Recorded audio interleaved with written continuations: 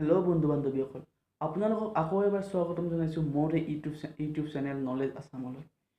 বন্ধু বান্ধৱীসকল, যোৱা ভিডিঅ'ত মই আপোনালোকক এটা ভিডিঅ'ত কৈছিলোঁ যে ইণ্ডিয়ান ৰেলৱেজত গৰিবৰথ ৰেলসমূহ বন্ধ কৰিবলৈ লৈছে চৰকাৰে।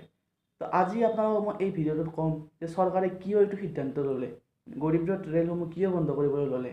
তো আজি আপোনালোকে মোৰ এই ভিডিঅ'টো শেষলৈ চাওক। আজি মই ইয়াৰ বিষয়ে অলপ কথা পাতিম। তো বলক আমি ভিডিঅ'টো আৰম্ভ কৰোঁ। বন্ধু বান্ধৱীসকল, আপোনালোকে হয়তো বহুতে গমেই পাইছে যে আমাৰ ইণ্ডিয়ান ৰেলৱেজত সকলোসমূহ যিবিলাক পুৰণা ৰেল আছিল ICF কোচৰ, সেই সমগ্ৰ ৰেলসমূহ চৰকাৰে LSB কোচলৈ পৰিৱৰ্তন কৰিবলৈ ধৰিছে। অৰ্থাৎ ICF কোচসমূহ LSB কোচলৈ পৰিৱৰ্তন কৰিবলৈ লৈছে। আৰু আপোনালোকে হয়তো বন্ধু বান্ধৱীসকলে জানেই যে আমাৰ ইণ্ডিয়াত যিবিলাক ICF কোচ নিৰ্মিত কাৰখানা আছিল, সেই কাৰখানাসমূহ অলৰেডি তেওঁলোকে ICF কোচৰ প্ৰডাকশ্যন বন্ধ কৰি দিছে। তো এতিয়া চাব, আমাৰ সকলো বস্তুৰে যিহেতু লাইফ থাকে, তাত জীৱন সীমা থাকে সকলো বস্তুৰ, মেচিনে হওক বা মানুহে হওক। আৰু তো আমাৰ গৰিবৰথ ৰেলসমূহ আৰম্ভ হৈছিল 2005 চনত।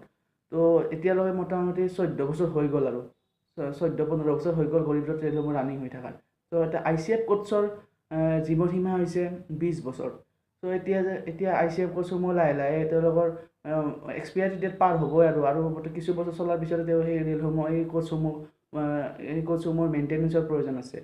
চ' এতিয়া যদি আমাৰ ইণ্ডিয়াত যিবিলাক ICF কোচ নিৰ্মিত ফেক্টৰী আছিল, অৰ্থাৎ কাৰখানা আছিল, সেই কাৰখানাসমূহে আজিকালি ICF কোচৰ কাম নকৰে। অৰ্থাৎ সেই কাৰখানাসমূহ সকলো LSB কোচৰ কাম কৰিবলৈ লৈছে।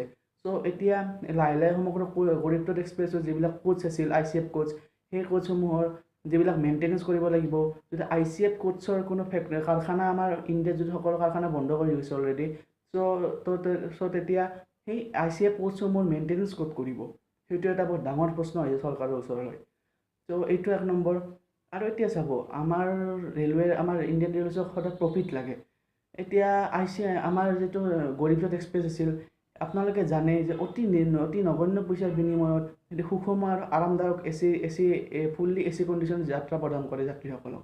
তো এতিয়া আৰু আপোনালোকে হয়তো নিশ্চয় বহুতে হয়তো গৰিবৰথ এক্সপ্ৰেছত যে অলৰেডি জাৰ্ণি কৰিছে, আৰু তেওঁলোকে হয়তো গমেই পাইছে যে আমাৰ গৰিবৰথ এক্সপ্ৰেছত ছাইড মিডিল লোৱাৰ বাৰ্ড আছিল, ছাইড মিডিল বাৰ্ড আছিল। তো হয়তো আপোনালোকে হয়তো জানে যে আমাৰ ইণ্ডিয়াত কোনো ৰেলতে আপুনি ছাইড মিডিল বাৰ্ড নাপায়, একমাত্ৰ গৰিবৰথ এক্সপ্ৰেছৰ বাহিৰে। চ' এতিয়া ৰেলৱেজে সদায় প্ৰফিট লাগে।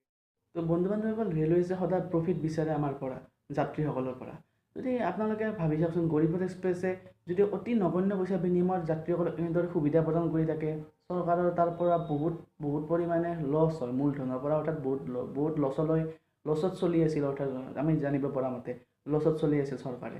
ত' সেইবাবে বন্ধ কৰিছে। আৰু একচুৱেলি ICFৰ যিটো গৰিবৰথ এক্সপ্ৰেছৰ কোচসমূহ যিটো ছাইড মিডিল বাৰ্ড আছিল, সেই বাৰ্ডসমূহ গৰিবৰথ এক্সপ্ৰেছৰ কাৰণ বাৰ্ড আছিল। আৰু যদি আপোনালোকে মই অলৰেডি কৈছোঁৱে যে আমাৰ ইণ্ডিয়াত ICF কোচ নিৰ্মিত কাৰখানাসমূহ অলৰেডি বন্ধ হৈ গৈছে। চ' আৰু যদি নতুন কোচ বনাব লগা হয়, সেই এনেকুৱা টাইপৰ ছাইড মিডিল বাৰ্ড বনাবলৈ কোনো ফেক্টৰী নাই। অৰ্থাৎ ক'ত নিৰ্মিত কৰিব, সেইটো এটা বৰ ডাঙৰ প্ৰশ্ন থৈ দিছে আমাৰ চৰকাৰৰ ওচৰলৈ। চ' এইখিনিয়ে। আৰু মই আশা কৰোঁ আৰু যিয়ে কি নহওক, গৰিবৰথ হামছাফাৰ এক্সপ্ৰেছত ৰূপান্তৰিত হৈছে। কিন্তু এতিয়া যাত্ৰীসকলৰ বেছি সুৰক্ষিত আৰু নিৰাপদ যাত্ৰা কৰিব পাৰিব গৰিবৰথ এক্সপ্ৰেছত, এইটো মোৰ ধাৰণা। আৰু গোটেই আৰামদায়ক যাত্ৰা হ'ব, আৰু যিহেতু বহুত ফেচিলিটি আছে আমাৰ হামছাফাৰ এক্সপ্ৰেছত।